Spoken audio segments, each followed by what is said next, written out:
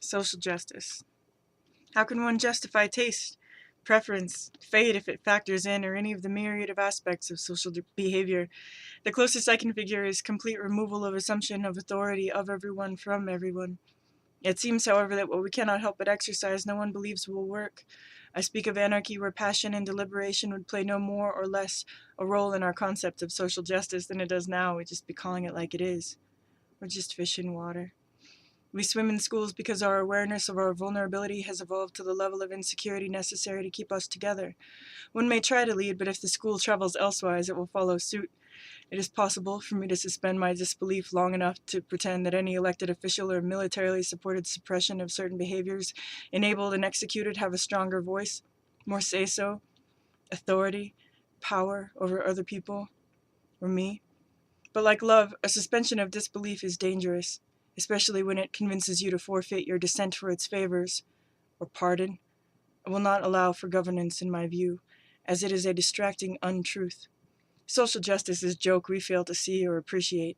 It is on you, and the swollen projection of ego is so fragile they have to be in charge all the time. I'm a joker, laughing at myself all the time. The joke is always on me. I just try to keep it interesting enough to bother being social, but I'm just not terribly social. I have a hard time communicating with other people because I've developed such a rich understanding with myself, and I'm not sure I want anyone else in on it. And anyway, it might not be probable that anyone cares to learn my inside language, or possible they could, after all.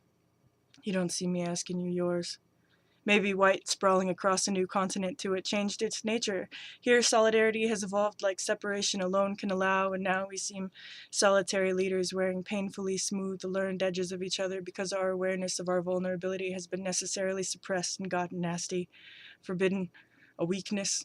Fearful, we transform, now pushy, fearsome. We know all about the water, so naturally the next social pact will be a drop of alcohol, a drop of iodine, a drop of fluoride, a drop of chlorine, a drop of oil, a drop in fertility. We simply don't have our shit together enough to constitute an angry mob mentality. We justly have madness, looking lonely for oxygen in the dead zones below the mines where we flow to meet the ocean. I don't have to support anarchy like I must activate social justice.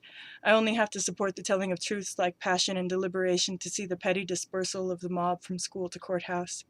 Maybe no one will remove themselves from the assumption of authority in light of the fragility of an ego that needs strengthening.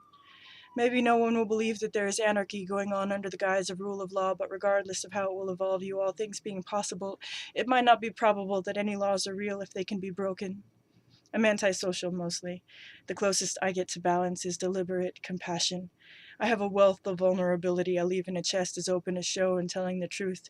Justice is electricity, a magnetic charge, an ideal that may ever surround me, but one I might not ever appreciate, operating from the inside as I must necessarily to breathe, to be unwitting enough to move at all, to have any social life, else I hermit it up all clandestine with my fragile ego and completely erroneous illusions of control, forever evolving to fool myself into sterility.